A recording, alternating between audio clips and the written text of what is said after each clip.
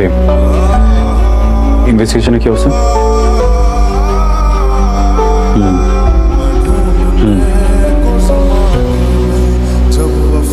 বিশেষভাবে খেয়াল রাখবেন অপরাধী যেন সর্বোচ্চ শাস্তি পায়।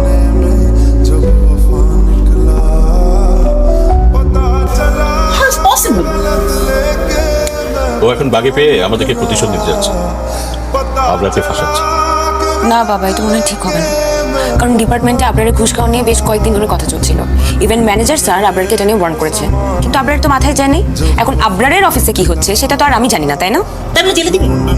হ্যাঁ, আরে ঘুষ খাওয়া ঘুষ দেওয়া এটাই তো এদেশের সিস্টেম। শোন, ভালো করে খোঁজ নিয়ে দেখ, ও নিশ্চয়ই ঘুষ খায়। আমার মনে হয় না ও ঘুষ খায়, তাহলে ব্যাপারটা আপনারই ম্যানেজ করুন। ঠিক আছে, আমি অফিসে গিয়ে কথা বলবো, দেখি কি করছে। বাবা, ও যদি তোমাকে আবার অপমান করে? আরে বিপদে পড়লে হাতিও গিয়ে চিকার পায়ে ধরে, কিছু করার নেই। ও, তুমি হাতি ছিলে, এখন চিকা হয়ে যে তাকে হাতি বানিয়ে তার পা ধরবে, তাই না? তোমাদের যা মন চায় তাই করো, আমি এসবের মধ্যে নেই।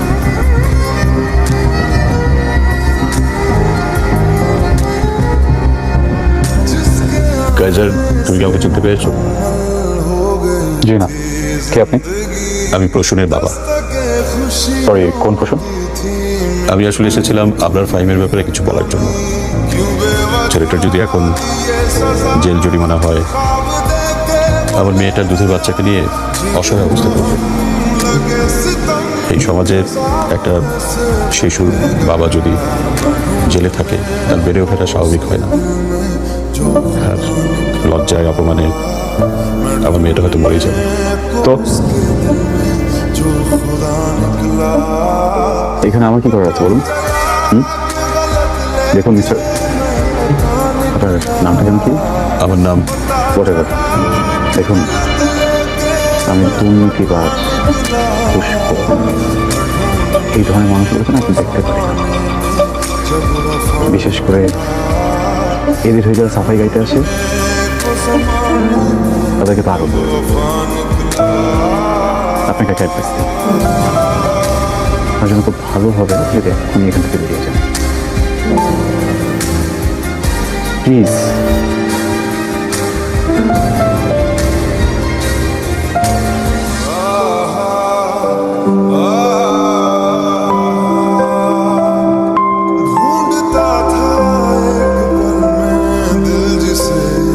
বলেছিলাম বাবা, ও তোমাকে আবার অপমান করবে। আরে ও তো অপমান করার জন্য বসেছিল। এটা অপমান না, এটা প্রতিশোধ। আমরা পুলিশ দিয়ে ধরিয়ে দিয়েছিলাম, সেই জন্য প্রতিশোধ। না বাবা, কাজ আমার প্রত্যাখ্যান মানতে পারে না। চাকরি, সাফল্য, দুনিয়াদারি, এইসব কিছুই ওর মাথায় কখনো ছিল না।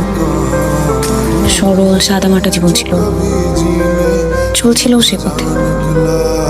একদিন সব পাল্টে যায়, পাল্টে যায় কাইজার, পাল্টে গেল আমার জীবন। আপনার অপেক্ষা করছেন, আমি যাই। আমার থেকে আমার জীবনটাকে তুমি তছনছ করে দিতে চাও? তুমি কি আমাকে রাস্তায় ফেলে দিতে চাও? তুমি আমাকে পথে বসাতে চাও? তুমি কি চাও আমি আমার বাচ্চাটাকে নিয়ে রাস্তায় রাস্তায় ঘুরে বেড়াই? কি করলে তোমার একটু শান্তি হবে বলো তো? তোমার অনেক রাগ না আমার উপরে? কি তোমার সাথে পার্সোনাল সময় কাটালে তুমি খুশি হবা? তুমি আমাকে তখন শান্তি দিবা?